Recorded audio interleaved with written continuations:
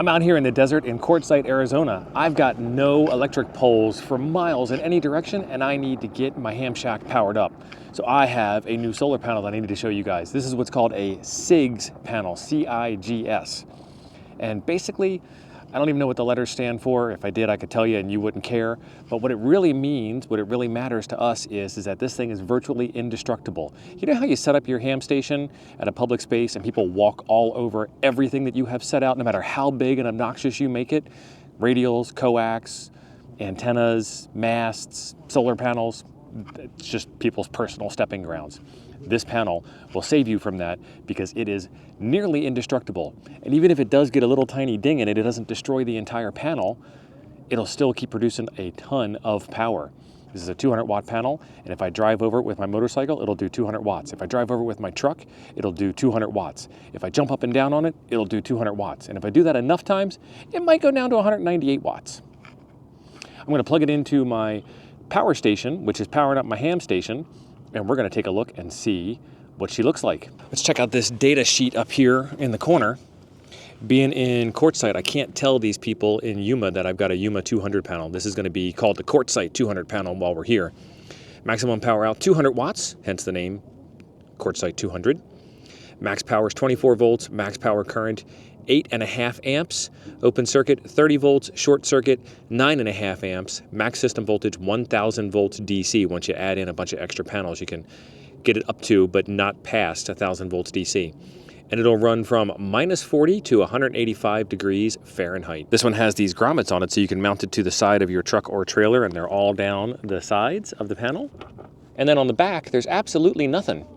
You can get this with self-adhesive tape on the backside, so you can stick it directly to a flat surface, like the top of your truck camper shell, or the top of your RV, or even the front rounded portion of your RV where you really can't put a whole lot of anything else on it. So I have a quick comparison here. These are the ones that I have on the roof of my RV. These are 200 watts, and they are still flexible, but not as flexible as this one. This one here is also 200 watts, but because it is a CIGS panel, it's got that indestructible wiring layout internally, it's actually a little bit bigger than the other 200-watt competition. Here is the roof of my truck, and I have this just casually laid out with the wind door up to prop it and angle it towards the sun in the right direction. And that right direction for the sun is right up there.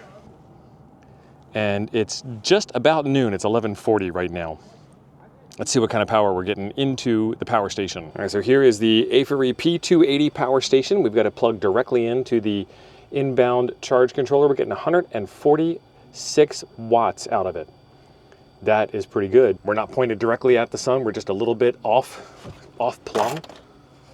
level, not off plumb. I guess we're kind of off plumb and off level, but we're not directly pointed at the sun. We're pointed a little bit towards it, but not directly towards it.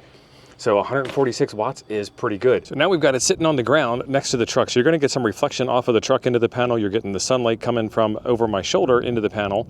Let's take a look at what kind of power we're getting. I'm gonna block it off as I walk past here.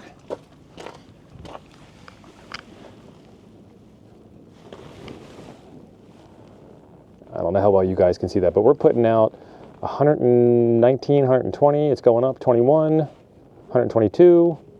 Somewhere around 121, 122 watts of solar input right now. And what I'm going to do is I'm going to take a hand towel and I'm going to cover up some of this panel. So we've got the towel in the corner. It's covering up a little bit of one side of the panel. We have the entire other side of the panel. And if you kind of look, you might think that that's the way that is wired up, that you have two panels side by side that are wired together.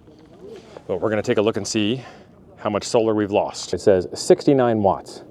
So we didn't lose 100%, that's pretty good. So now I've covered it up in a different direction. We'll see what kind of power we're getting out of it. And I see 95 watts. That's not bad. What do you think? We've lost about 1/5 of the panel surface area, and we're still putting out almost half of the panel's rated ability. So now what I'm gonna do is try and simulate a lot of little bits of damage to the panel.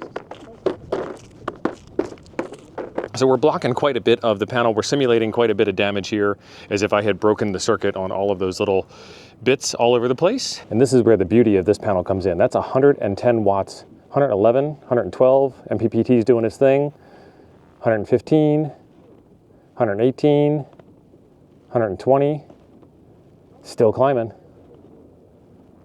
Looks pretty good. And then in pure defense of the panel, I'm not trying to make any excuses, but you can see I've got all kinds of extensions and connectors and interfaces and more connectors. And all of that stuff is contributing to a little bit of resistance on what the panel is putting out in the first place.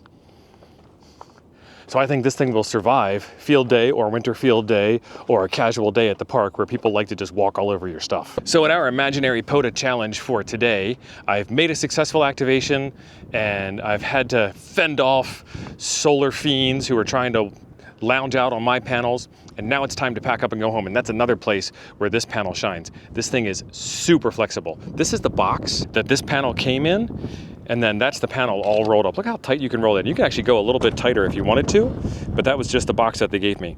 It's got a fantastic bend radius on it, so you'll be able to pack this thing up nice and tight and small and put it in the back of your pickup truck or your SUV or your emergency communications trailer. If you'd like more information about this solar panel, I will leave links in the description down below. In the meantime, I've got more solar stuff right over here for you. Be sure you're subscribed to see it all. Thanks for being awesome. I'll see you over there.